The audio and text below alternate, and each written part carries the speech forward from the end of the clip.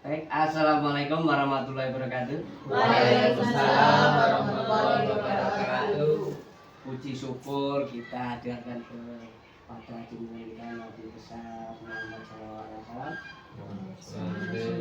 Berkat rahmatnya beri kita bisa kumpul di acara penyampaian program saya sebagai guru olahraga dalam hal kebugaran jasmani. Judulnya membangun gaya hidup sehat di sekolah.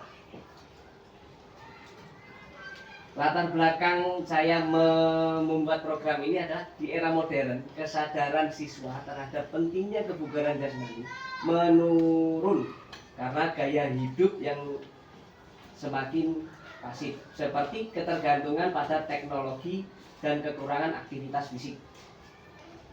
Untuk mendukung pengembangan gaya hidup sehat, pembelajaran berbasis proyek di PJOK itu dirancang untuk melibatkan siswa secara aktif dalam menciptakan solusi nyata, seperti merancang program kebugaran sederhana yang dapat diterapkan di sekolah dan di rumah. Jadi program ini saya buat agar anak-anak yang punya gadget itu bisa mengembangkan kreativitas mereka dalam hal merencanakan program kebugaran di sekolah ataupun di rumah.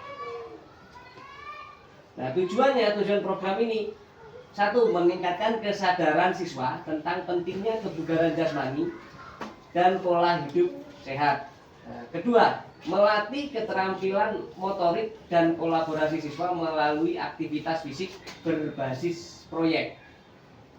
Ketiga, menghasilkan produk kreatif berupa panduan kebugaran jasmani yang aplikatif dan bermanfaat. Berikutnya,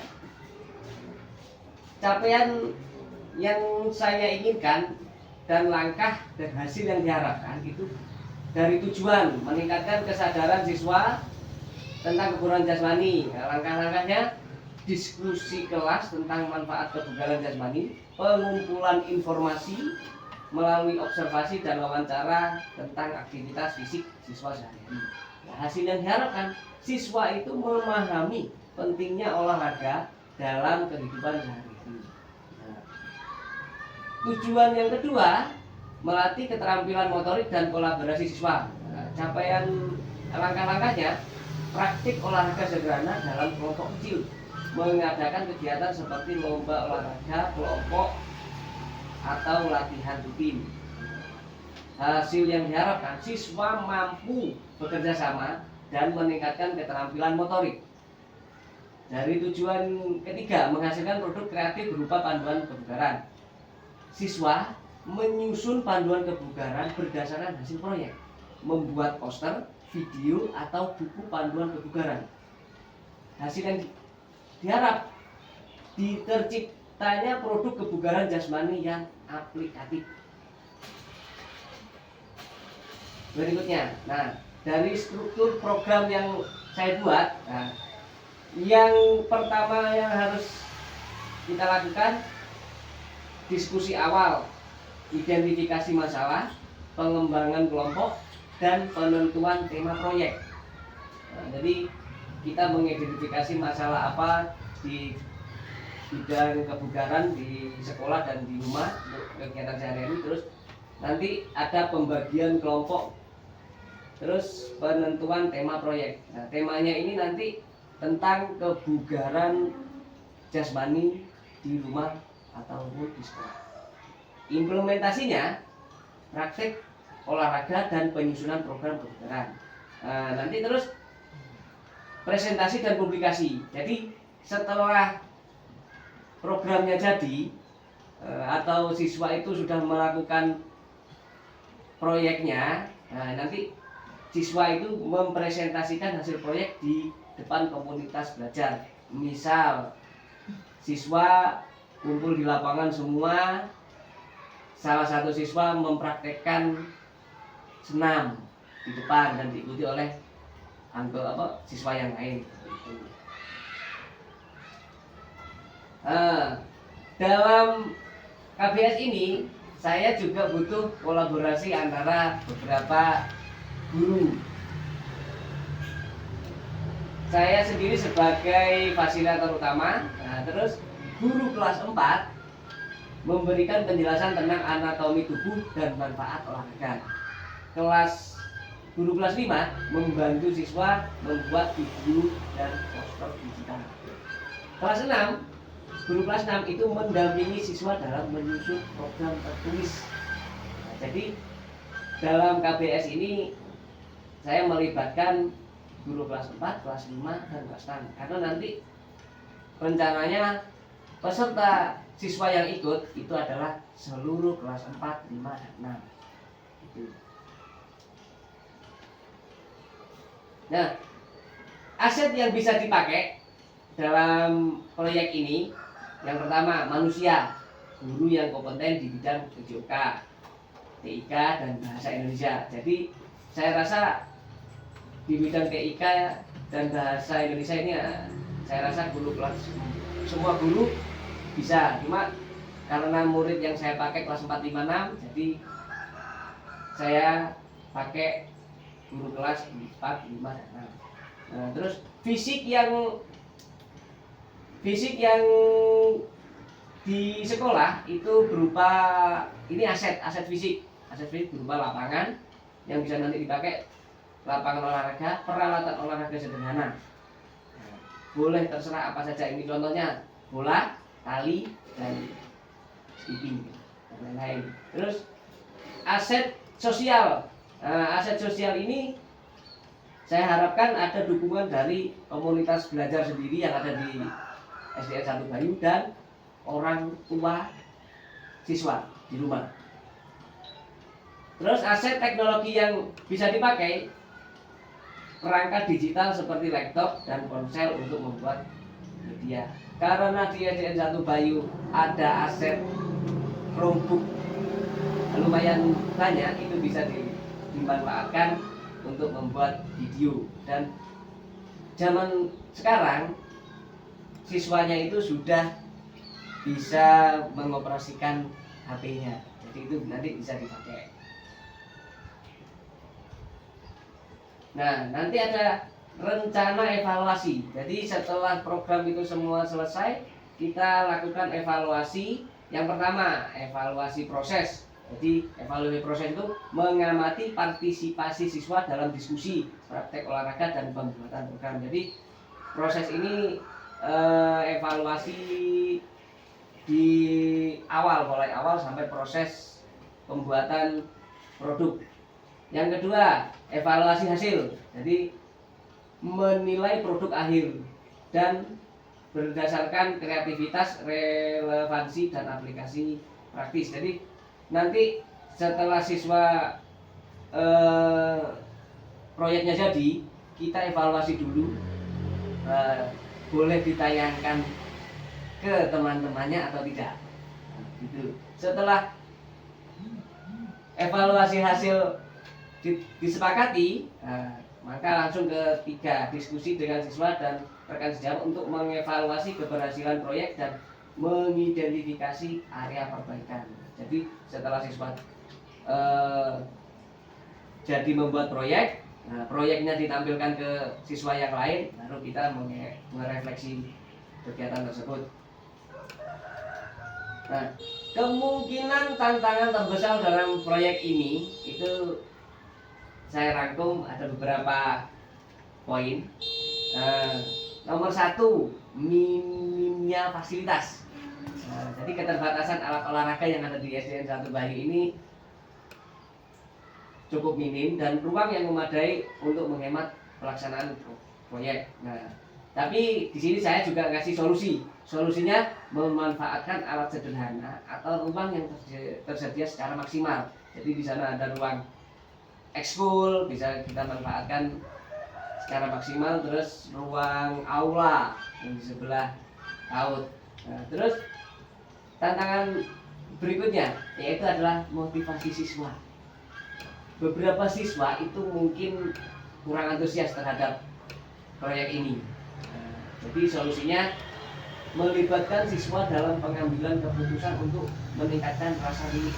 Nah, jadi dalam proyek ini siswa tidak dibebankan oleh harus sesuai tema ini. Harus seperti ini. Nah, jadi siswa juga kita mintai atau kita bebaskan dalam hal dia mau membuat proyek apa tentang kebugaran jasmani, entah itu video saja atau tutorial semacam pamflet, poster, semacam itu. Jadi siswa kita kasih semacam itu biar termotivasi, biar nggak terlalu monoton. Nomor 3, kendala teknologi. Yang saya katakan tadi, tidak semua siswa memiliki akses perangkat yang untuk membuat proyek digital. Jadi siswa itu tidak semuanya punya HP Android yang bisa untuk editing video dan lain sebagainya. Nah, solusinya kita mengoptimalkan perangkat yang tersedia di sekolah dan mendampingi siswa secara berkelompok. Jadi kita manfaatkan tadi beberapa Chromebook yang nggak sedikit. Terus kita buat siswa itu berkelompok untuk membuat proyek serta didampingi oleh guru kelasnya masing-masing sesuai dengan struktur tadi. Yang kelas 4 sebagai apa, guru kelas 5 sebagai apa, guru kelas 6 sebagai apa. Nah, terima kasih. Jadi itu tadi pemaparan saya tentang rencana program proyek di kelompok belajar sekolah di SMP 1 Bayu. Mungkin ada tanggapan dari guru nanti yang jadi peserta, guru kelas 4, kelas 5, dan kelas 6. Jadi saya minta tanggapan umpan baliknya dari yang pertama guru kelas 6 dulu, monggo. Sebelum tanggapan mau tanya dulu ya Pak ya? Ya boleh tanya. Kan kelas nanti kan sasarannya kelas 4, 5, dan 6. Ya. Nah nanti kira-kira kalau tugasnya guru kelas 6 tadi kan mendampingi itu. Ya. Apakah nanti kelas 4, 5, dan 6 itu dijadikan satu? Terus untuk pendampingannya secara bersama-sama atau kita kelompokkan masing-masing? Nah, jadi gini, kita dalam program ini yang kita libatkan kan 4, 5, 6. Nah, kita bagi menjadi beberapa kelompok. Nah, untuk dari mengantisipasi tantangan tadi yang siswa tadi, kita membebaskan siapa kelompoknya. Nah, terserah itu, satu kelompok isinya kelas 4, 5, 6 tidak masalah. Nah, jadi bisa. Nah, terus biar nanti pada waktu pendampingan juga lebih merata. Ada yang lain? Umpan balik mungkin dari kelas 5, guru kelas 5. Monggo, Bugar. Ya menurut saya kalau kelas 4 kan masih pengalaman untuk membuat seperti itu kan masih sulit. Ya. Dan untuk yang kelas rendah ibaratnya kelas 4 itu harusnya dibantu untuk guru-guru yang lebih guru kelas lain yang menguasai untuk membuat misalkan video. Jadi nggak hanya didampingi oleh guru kelasnya saja, mungkin guru lain diambil guru yang lebih memadai atau profesional di bidang seperti itu. Nah, baik. Jadi tadi kita ulang lagi, dalam kelompok itu ada kelas 5-nya, ada kelas 6-nya. Nah, terus saya merasa tadi di struktur tadi yang mendampingi seluruh siswa adalah guru kelas 6, karena saya rasa guru kelas 6 sudah mumpuni dalam menguasai dalam hal pembuatan video, begitu. Jadi jenengan nanti di kelas guru kelas 5 hanya apa tadi ya, kita kembali ke struktur tadi, membantu siswa membuat video atau poster. Nah, nanti dibantu juga oleh guru kelas 6 yang mendampingi untuk penulisan panduan tertulis. Jadi kemungkinan gini, guru kelas 6 menulis panduan atau memandu siswa untuk menulis panduan. Setelah itu panduan tersebut bagi siswa yang bisa mengaplikasikan ke dalam bentuk video tutorial, itu bisa dilakukan. Ada lagi untuk sudah? Sekarang kita coba dari kelas 4. Kalau dari saya sebagai guru kelas 4 sangat mendukung penuh kegiatan ini.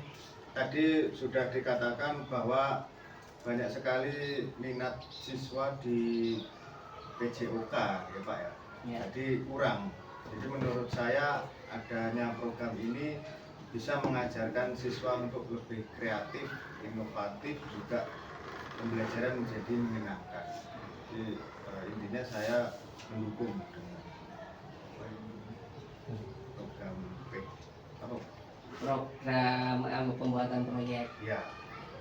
Baik, terima kasih guru kelas 4 sangat mendukung, karena saya mungkin flashback lagi dari umpan balik dari guru kelas 5 tadi yang kelas 4 itu kurang. Ya, jadi untuk hal ini bisa dilaksanakan. Terus ada yang lain dari guru yang lain yang walaupun tidak yang masuk dalam struktur tadi, mungkin guru agama atau guru kelas bawah ada? Ada. Kalau semuanya tidak, terus saya rasa umpan balik tadi sudah positif semua. Sekarang langsung ke apa? Ke inti dari program ini. Saya meminta masukan dari Bapak Kepala Sekolah selaku pemangku kebijakan. Nah, itu program saya ini dilanjut atau tidak boleh dilakukan, itu terserah wewenang beliau. Monggo Bapak. Assalamualaikum warahmatullahi wabarakatuh. Dari pemaparan dari guru PJOK tadi Pak Eka sudah bagus, dan umpan-umpan balik dari teman-teman sejawat sudah disampaikan dengan baik.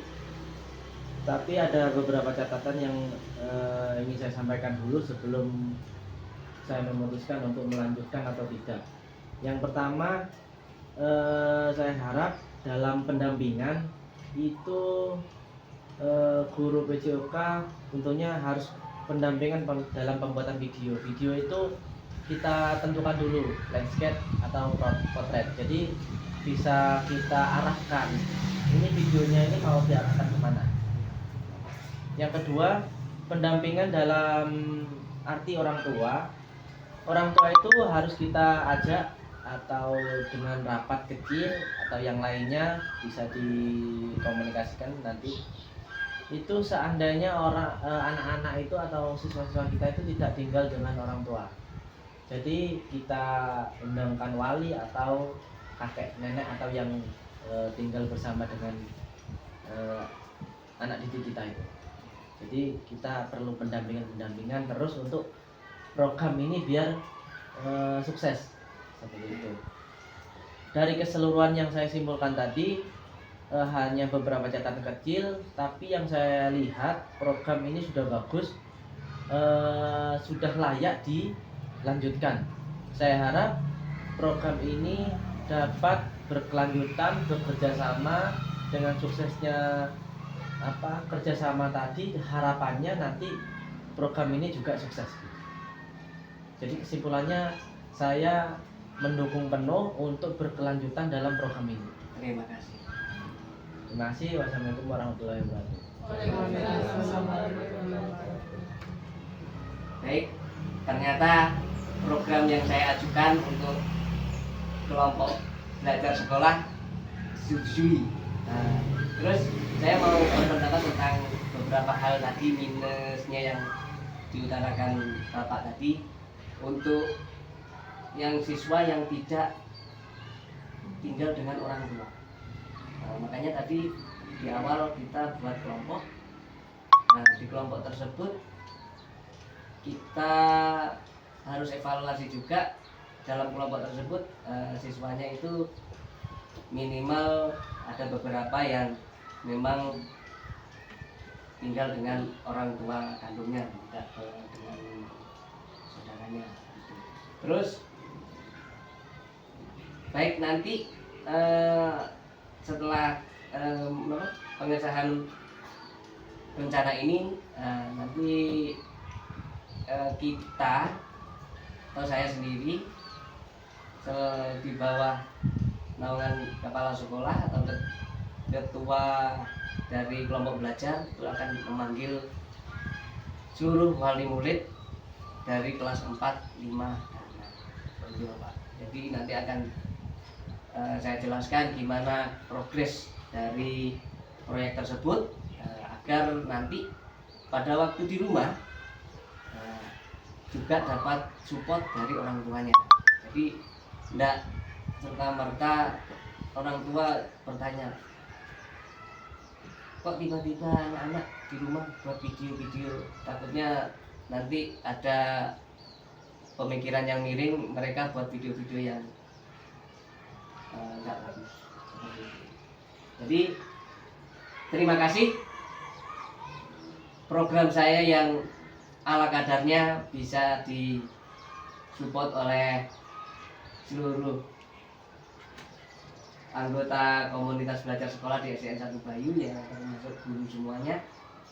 Terima kasih juga kepada Bapak Kepala Sekolah yang telah merestui dan mengizinkan program ini berlanjut. Jadi untuk semua guru saya minta support dan bantuan tenaganya untuk tercapainya program ini dengan maksimal. Dan saya harap program ini nggak cuma 1 kali 2 kali terlaksana. Saya harap itu tiap tahun kita mengadakan program ini. Gitu. Akhir kata, wassalamualaikum warahmatullahi wabarakatuh. Waalaikumsalam